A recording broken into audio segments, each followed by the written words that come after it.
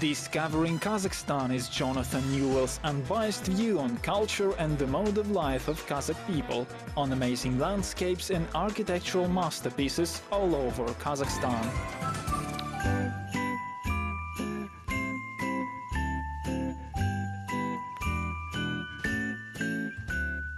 Every year at Christmas and at New Year, I like to go to a country like Kazakhstan that's got the right atmosphere for the time of year.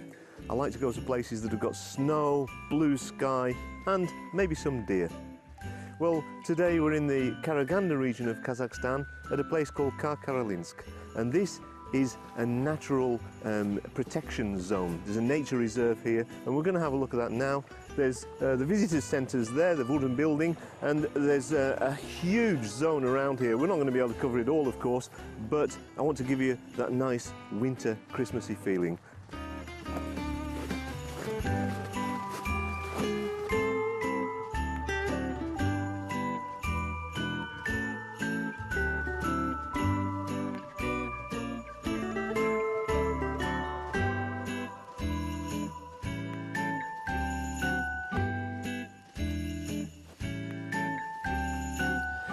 The territory of this nature reserve is absolutely huge, and so I thought I'd start by showing you this map of the area that gives you an impression of just how large it is and how it's divided up.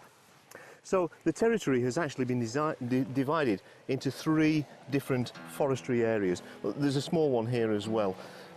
These forestry areas are enormous in themselves. Here is the town of Karkaralinsk, which is our base, and behind it there's this whole yellow area, which is where we are at the moment. We're actually right on the edge of it here. So behind us there's this huge territorial area.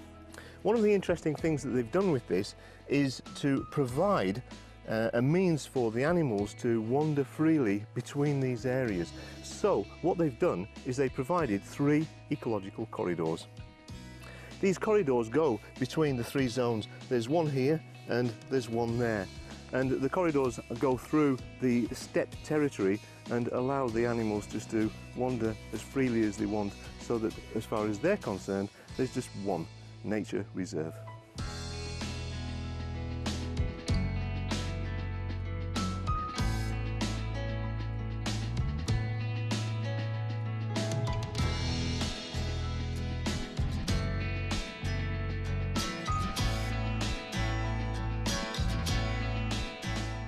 Built entirely by volunteers in 1983, this visitors centre is constructed of natural, locally sourced materials and blends into the countryside. It provides visitors to the park with useful information, as well as displays, museum exhibits and a relief map of the region.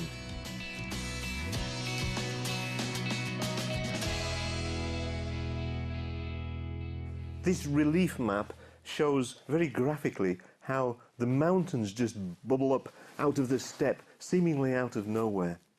Well, they're volcanic in origin, extremely old, and unlike a lot of the other mountains that you can find in other regions of Kazakhstan, these are not getting bigger, they're actually getting smaller, because they were formed through volcanoes in the past, and those are now inactive, and so the process of erosion is gradually taking them away and bringing them back down to the ground again. But there's some very interesting places here. For example, this area that you can see here is only 1/8 of the entire region of just one of those regions that we saw on the map.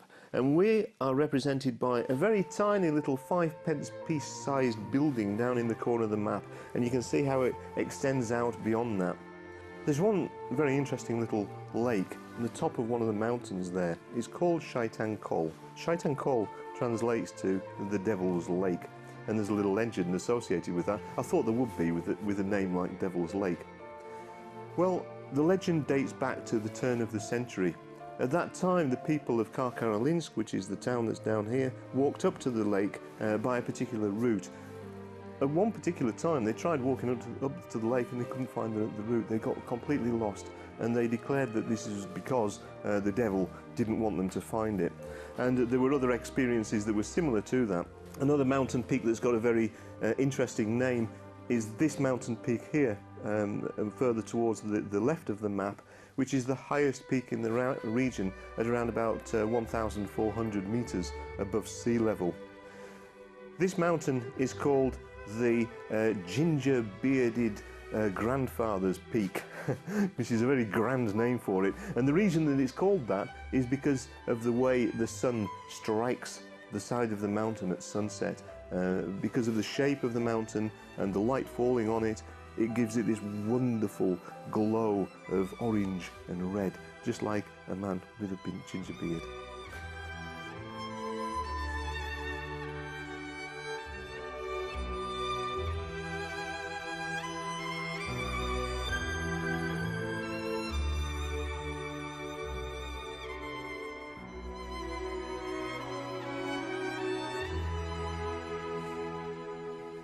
Wow, the view from up here is stunning, as you would expect. I can see right out over the fields towards the forest, and it's a wonderful view. And over there there's a compound, a protected area for a number of animals, which we're going to see in a few minutes. And these animals are there because they're being protected from the environment, from various predators, and of course from human intervention. So we'll go and have a look at these protected animals now.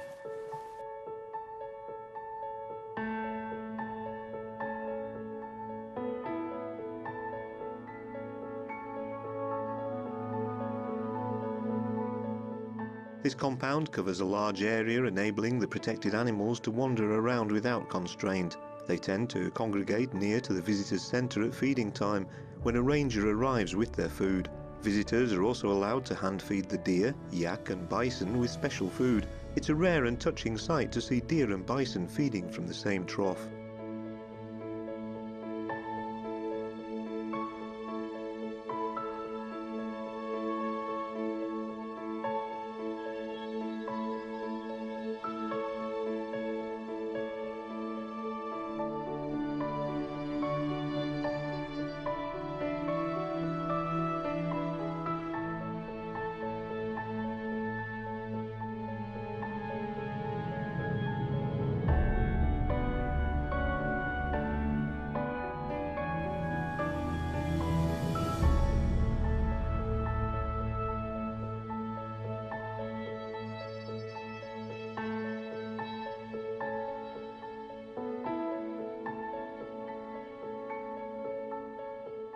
We've come much deeper into the nature reserve now, and we've arrived in this rather grand lake that's all frozen over at the moment.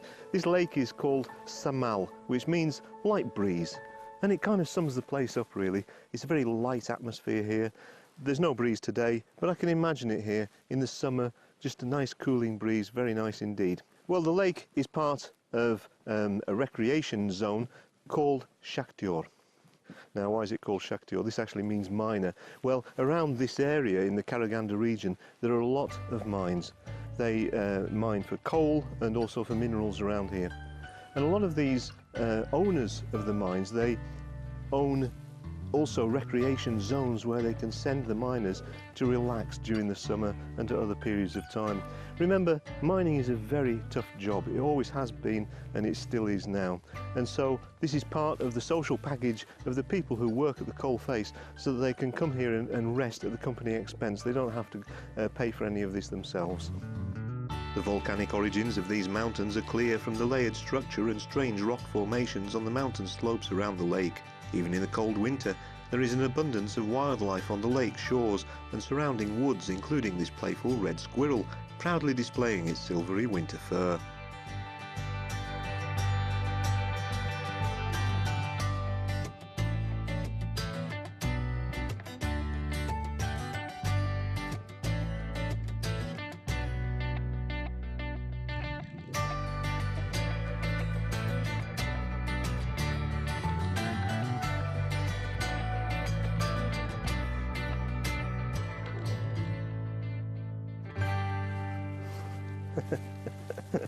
I love these snowman that these children have been building. I think it's fantastic. He's even got ears. I've never seen a snowman with ears before. Beautiful nose here, fantastic twiggy arms, and he's even got feet. But he needs finishing off, of course. So let's go for some eyes.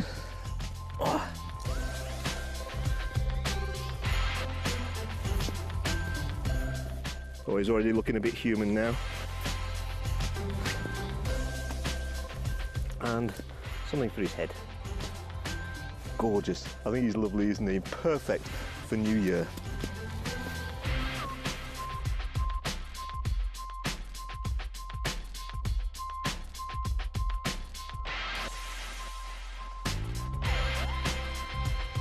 Children are well catered for in the region, with this resort providing safe and inventive play structures carved from wood. On other parts of the lake shore there are other resorts and a number of children's holiday camps.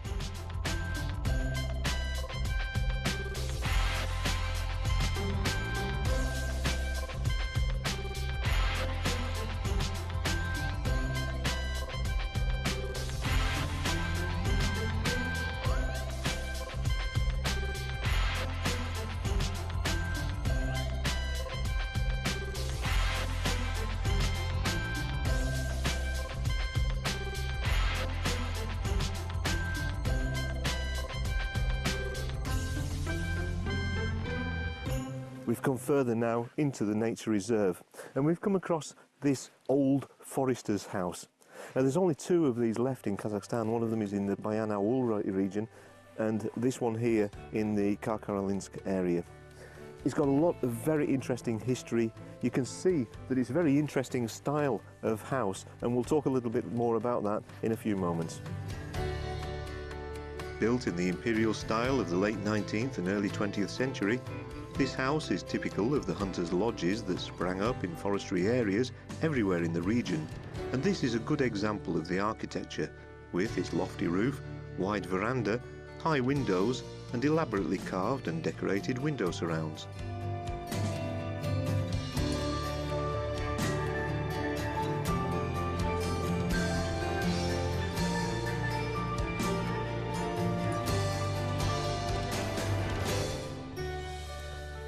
This house was for decades the home to 4 families of foresters. Each one of the foresters that lived here was responsible for about 2,000 hectares of forest, so that's quite a lot, but it's enough for one person. Now, the whole house itself is split into 4 flats in effect. The top there, the penthouse if you like, was the place where the boss lived. The front of the house is very big and that was the supervisor who lived there, and then 2 of the standard foresters, if you want to call them that, they lived at the back of the house here. So all in all split into 4 different flats if you like. Very, very comfortable, very big house, lots of space for them and lots of warmth in there from the heaters and the kind of equipment that they had in it. A very interesting place inside. Unfortunately, we can't go inside now.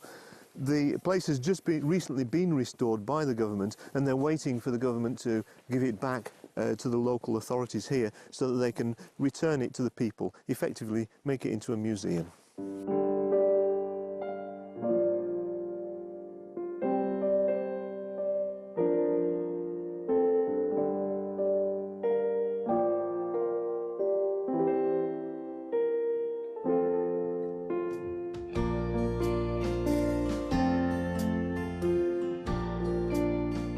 Son of one of the foresters, one of our guides, Jibek, spent his childhood years in this house in the 1950s and told me what life was like here at that time. He created a delightful image of friendship between the children who lived there, adventures in the countryside around the house, long cold treks to the local school, getting warm by the stove whilst his mother cooked the family meal, and New Year celebrations in the small community far from anywhere.